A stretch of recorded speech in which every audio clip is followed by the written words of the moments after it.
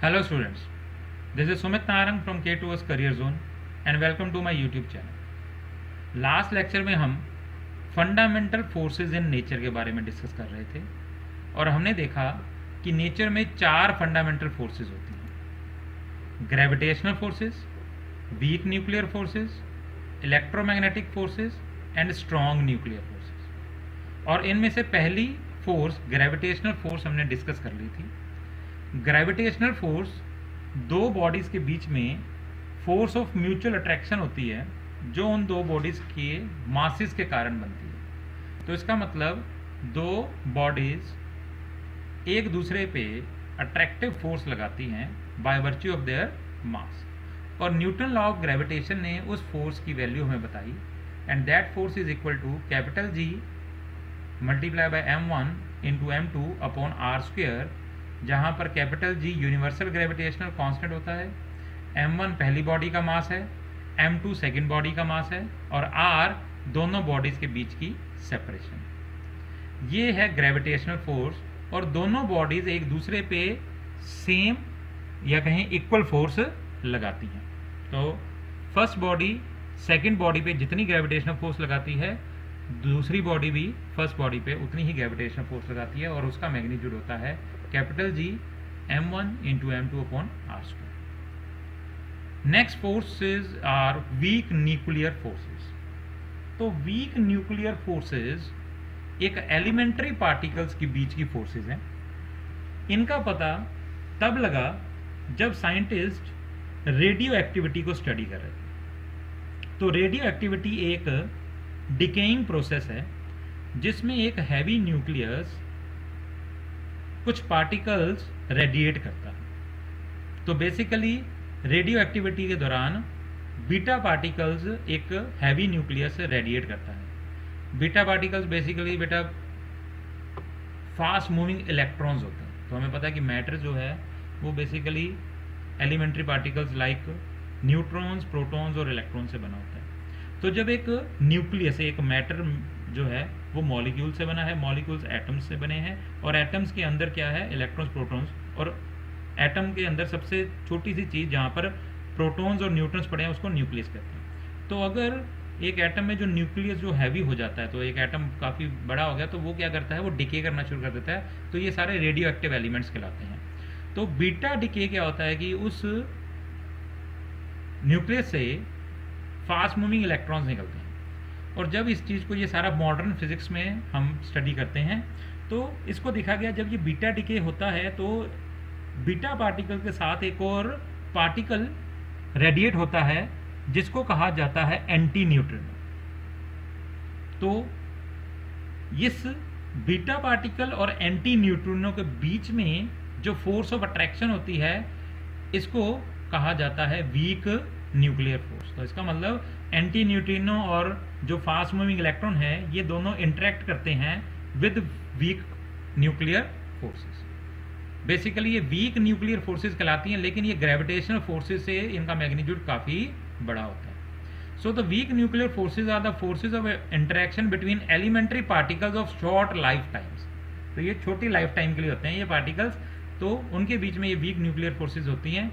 तो these forces are 10⁻25 times stronger than the gravitational forces. तो देखो 10⁻25 टाइम्स ग्रेविटेशनल फोर्स से ज़्यादा स्ट्रॉन्ग होती है। But their effective range is limited to sub atomic distance. इनका मैग्नीट्यूड बहुत बड़ा होता है, मतलब ये बहुत स्ट्रॉन्गर फोर्सेज होती हैं as compare to gravitational force, लेकिन ये बहुत ही छोटे डिस्टेंसेज पे एक्ट करती हैं, सब एटॉमिक, तो एटम से भी छोटे, and is less than the diameter of a proton that is 10⁻⁻15।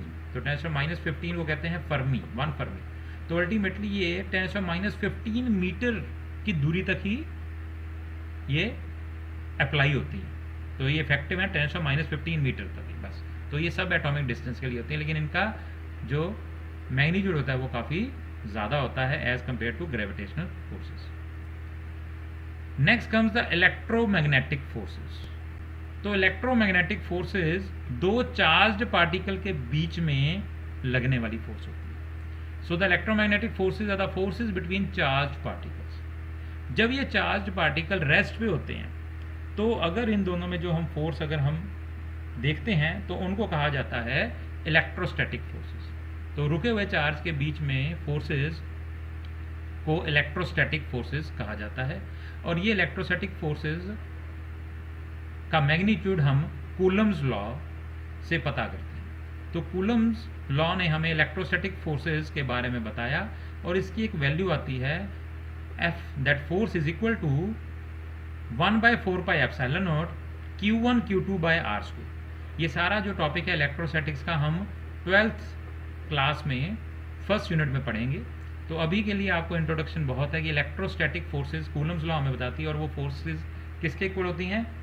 1/4 pi epsilon naught, जिसको इलेक्ट्रोस्टैटिक फोर्स कांस्टेंट कह दिया जाता है, Q1 Q2 upon R square. जैसे ग्रेविटेशनल फोर्स में M1 M2 था, तो यहाँ पर Q1 Q2 हो जाता है, G की जगह यहाँ पर इलेक्ट्रोस्टैटिक फोर्स कांस्टेंट आ जाता है, और नीचे आर स्क्वायर रहता है, मतलब वो इन्वर्स स्क्वायर लॉ है। फोर्स वो इलेक्ट्रोस्टैटिक फोर्स होती है।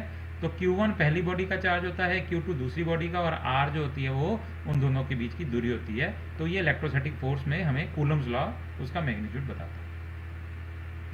जब चार्जेस मोशन में आ जाते हैं तो इलेक्ट्रोडायनामिक्स में हमारी स्टडी आ जाती है।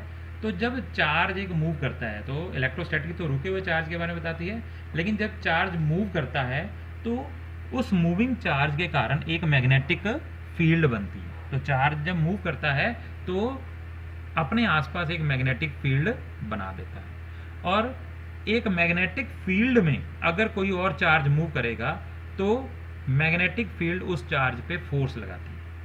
अल्टीमेटली जब इन दोनों को, मैग्नेटिक और इलेक्ट्रिक फील्ड को पढ़ा जाता है, तो देखा जाता है कि एक varying electric field magnetic field बनाती है, और varying magnetic field electric field बनाती है। अल्टीमेटली ये दोनों एक दूसरे पे डिपेंड करती है, और दे आर इनसेपरेबल। तो इलेक्ट्रिक और मैग्नेटिक फोर्सेस इनसेपरेबल हैं, तो इसलिए इन दोनों की ज्वाइंट स्टडी को इलेक्ट्रोमैग्नेटिक कह दिया जाता है। तो electromagnetic forces, so the charges in motion produces magnetic effect, and a magnetic field gives rise to a force on a moving charge. That is why electric and magnetic forces are inseparable. तो इनको अपन separate नहीं कर सकते। इन दोनों को अगर हम electric forces को पढ़ रहे होते हैं तो हम देखते हैं उसके कारण मैग्नेटिक फोर्सेस भी बनती हैं, और अगर मैग्नेटिक इफेक्ट को आप पढ़ोगे तो वहाँ पे इलेक्ट्रिक इफेक्ट भी बनेगा।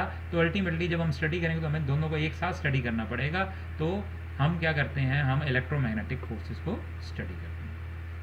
इलेक्ट्रोमैग्नेटिक फोर्सेस हमने पहले देखा कि ये फोर्सेस चार्ज्ड पार्टिकल पे लगती हैं। बेसिकली हमें पता है यूनिवर्स में जो हमारा मैटर है वो एलिमेंट्री पार्टिकल से बना हुआ है, और वो एलिमेंट्री पार्टिकल्स हैं प्रोटॉन्स, न्यूट्रॉन्स एंड इलेक्ट्रॉन्स। तो अल्टीमेटली हर मैटर में चार्ज्ड पार्टिकल्स हैं, प्रोटॉन्स और इलेक्ट्रॉन्स। तो प्रोटॉन्स के पास भी चार्ज होता है और इलेक्ट्रॉन्स के पास भी। तो अल्टीमेटली उनके बीच में इलेक्ट्रोमैग्नेटिक फोर्सेस भी होती हैं। सो जो दूसरी फोर्सेस हैं मैक्रोस्कोपिक फोर्सेस, उनको भी on the basis of electromagnetic forces define किया जा सकता है। तो some of the macroscopic forces like force between two surfaces in contact, force of friction, tension in a spring और rock, forces due to spring etcetera can also be explain in terms of electromagnetic forces. तो इसको हम modern physics में आगे study कर सकते हैं कि हमने ये देखा कि इलेक्ट्रोमैग्नेटिक फोर्सेस ऐसी फोर्सेस हैं जो हमारे पास एलिमेंट्री पार्टिकल्स के बीच में लगने वाली फोर्सेस हैं जो चार्ज पार्टिकल्स में लगती हैं। तो हमारा जो मैटर है वो मैटर एलिमेंट्री पार्टिकल से बना है, और उनमें प्रोटॉन्स और इलेक्ट्रॉन्स ये चार्ज पार्टिकल्स हैं, और चार्ज पार्टिकल्स के बीच में कौन सी फोर्स लगती है? इलेक्ट्रोमैग्नेटिक। तो अल्टीमेटली हमारे पास मैक्रोस्कोपिक फोर्सेस को भी हम इलेक्ट्रोमैग्नेटिक फोर्सेस के बिहाफ पे एक्सप्लेन कर सकते हैं।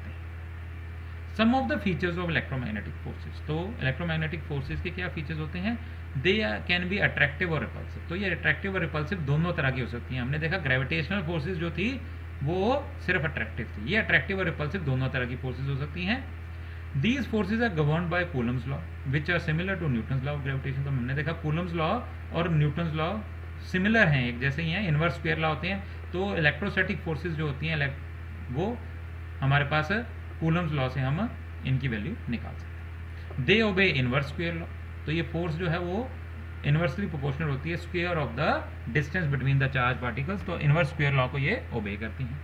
Electrostatic forces between two protons are 10⁻36 times stronger than the gravitational forces between them। तो इलेक्ट्रोस्टैटिक फोर्सेस बहुत ही ज़्यादा स्ट्रॉन्ग होती हैं। As compare to gravitational forces ये 10⁻36 टाइम्स उनसे स्ट्रॉन्गर होती है। तो अगर ग्रेविटेशनल फोर्सेज की वैल्यू 1 है तो वो उसी टाइम पे electrostatic forces between charge particle कितनी होगी, 10⁻36 है। क्योंकि चार्ज पार्टिकल अगर दो प्रोटॉन्स देखे जाएं तो दो प्रोटॉन्स के पास मास भी होता है, तो इनके मासेस के कारण इनमें फोर्स होगी, उसको बोला जाएगा ग्रेविटेशनल फोर्स, और इनके चार्ज के कारण इनके बीच में फोर्स होगी और उसको बोला जाएगा इलेक्ट्रोस्टैटिक फोर्स। और ये इलेक्ट्रोस्टैटिक फोर्स ग्रेविटेशनल फोर्स से 10⁻36 टाइम्स स्ट्रॉन्गर होती है। They operate over a distance which is not very large. तो अल्टीमेटली इनका रेंज जो होता है इन फोर्सेस का ज़्यादा दूर तक इनका रेंज नहीं होता है। तो इलेक्ट्रोस्टैटिक फोर्सेस की रेंज या डिस्टेंस ओवर विच दे में operate is not very large. Gravitational forces की रेंज बहुत ज़्यादा होती है, it can be considered as infinity. तो इन्फिनिटी, क्योंकि हमारे पास अगर हम सिंपल एग्जांपल देखें तो हमारे सोलर सिस्टम में ही हम देख सकते हैं कि सन ने काफ़ी सारे प्लैनेट्स को due to gravitational force orbits में रोक रखा है। तो अल्टीमेटली ये इनफाइनाइट डिस्टेंस तक अप्लाई होती हैं ग्रेविटेशनल फोर्स। वहीं पर इलेक्ट्रोस्टैटिक फोर्सेज की रेंज कुछ ज़्यादा दूरी तक नहीं होती। They are central forces. तो ये फोर्सेज सेंट्रल फोर्सेज होती हैं। सेंट्रल फोर्सेज का मतलब है दो बॉडीज़ के बीच में जिसमें ये फोर्सेज हैं, इन दोनों बॉडीज़ को ज्वाइन कर दो एक लाइन से, तो ये फोर्सेज उस लाइन के अलॉन्ग ही एक्ट करती हैं।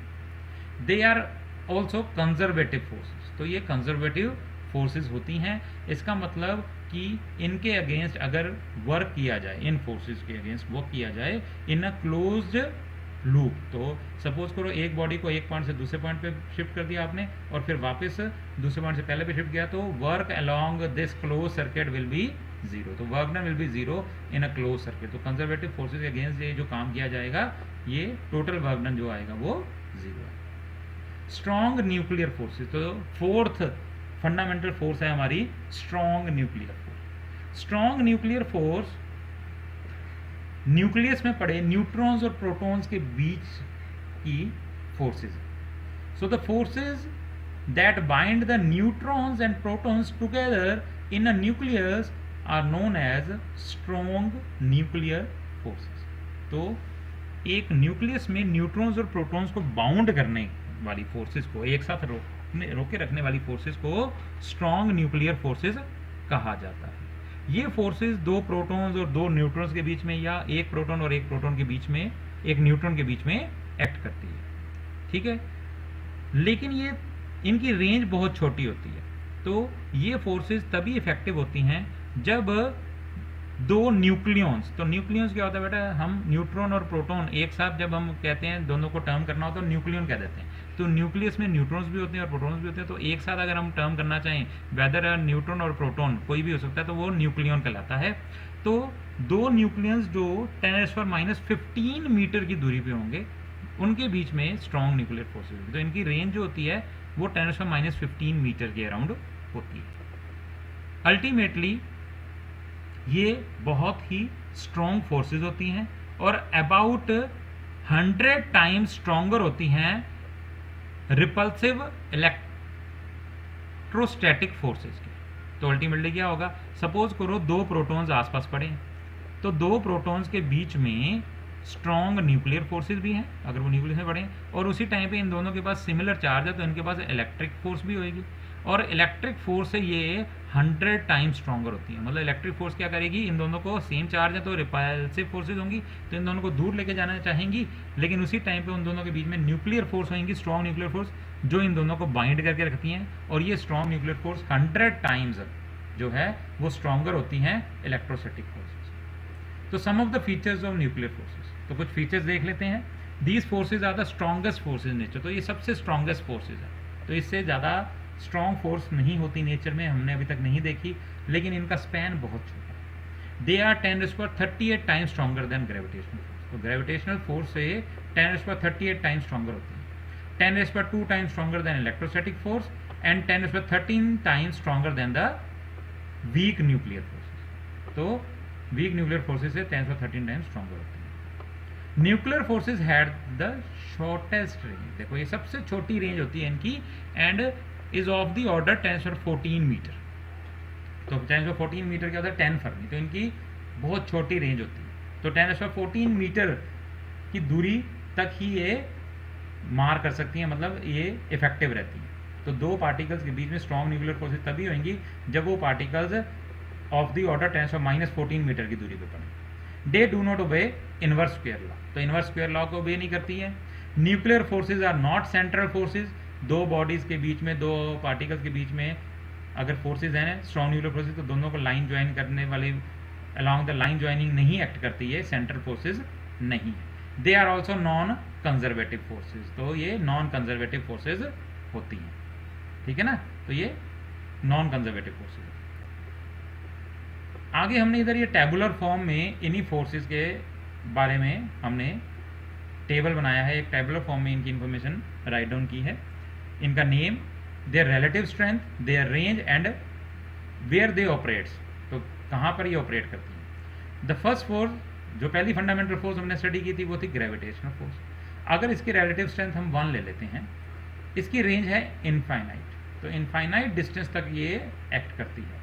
ऑपरेट कहाँ करती है, all objects in the universe, तो सभी ऑब्जेक्ट्स के बीच में ये ऑपरेट करती है ग्रेविटेशनल फोर्स, क्योंकि सभी ऑब्जेक्ट्स का मास है और जिस बॉडी का मास है वो दूसरे पे ग्रेविटेशनल फोर्स लगाएगी by virtue of their masses. Second force जो हमने फंडामेंटल फोर्स पढ़ी वो थे वीक न्यूक्लियर फोर्सेज। तो weak nuclear forces elementary particles के बीच की थी, और हमने देखा था ये इलेक्ट्रॉन्स और एंटी न्यूट्रिनो के बीच में थी, और ये 10⁻25 टाइम इनकी स्ट्रेंथ होती है, किसके अकॉर्डिंगली, ग्रेविटेशनल।